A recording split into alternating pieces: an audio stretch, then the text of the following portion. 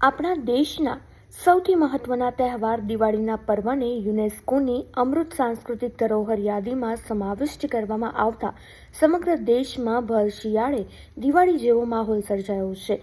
દિવાળીના તહેવારને યુનેસ્કોની યાદીમાં સ્થાન મળતા પોરબંદરમાં નવરંગ સાહિત્ય સંગીત કલા પ્રતિષ્ઠાન દ્વારા ગાંધી સ્મૃતિ ભવન ખાતે ભવ્ય રંગોળી બનાવી તથા દીવડા પ્રગટાવીને આ ખુશીને વધાવવામાં આવી હતી. યુનેસ્કો દ્વારા મળેલા સન્માનને લીધે ભારતની સંસ્કૃતિનો વૈશ્વિક પ્રચાર થશે. દિવાળી એ ભારતની સાંસ્કૃતિક ધરોહરની સાથે સામાજિક સમરસતાનું પણ પર્વ છે.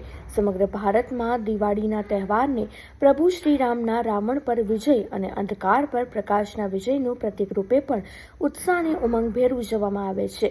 યુનેસ્કોની યાદીમાં દિવાળીને સ્થાન મળવાના સમાચાર મળતા જ નવરંગ સાહિત્ય કલા પ્રતિષ્ઠાનના સભ્ય પરિમલ મકવાણા અને નમ્રતા સામાણીએ ચોપાટી પાસે આવેલા ગાંધી સ્મૃતિ ભવન ખાતે ભવ્ય રંગોળી બનાવીને તથા દીપ પ્રગટાવીને આ નિર્ણયને આવકાર્યો હતો. આ પ્રસંગે નવરંગ સાહિત્ય સંગીત કલા પ્રતિષ્ઠાનના પ્રમુખ લાખણસિંહ ગોરાણીયા તથા યુવક સેવા અને સાંસ્કૃતિક વિભાગની કચેરીના અધિકારીઓ અને કર્મચારીઓ ઉપસ્થિત રહ્યા હતા.